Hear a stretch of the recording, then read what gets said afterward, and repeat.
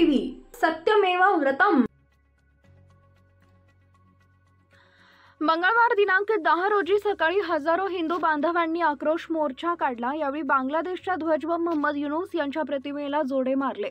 दुपारी मोर्चा जिल्हाधिकारी कार्यालयावर आल्यानंतर त्या ठिकाणी जिल्हाधिकारी अभिनव गोयल यांना निवेदन देण्यात आले।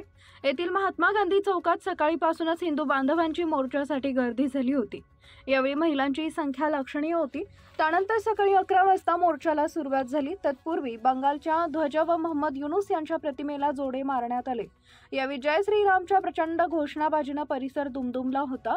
यावेळी आमदार तानाजी मुटकुळे, आमदार संतोष बांगर, माजी आमदार गजानन घुगे, माजी नगराध्यक्ष बाबाराव बांगर, डॉक्टर मुरलीधर तोष्णीवाल, राजेंद्र हलवाई, ॲडव्होकेट दिलीप झंवर, उमेश गुठ्ठे, राम कदम, धोंडीराज पाठक यांच्यासह हजारो नागरिकांची उपस्थिती होती।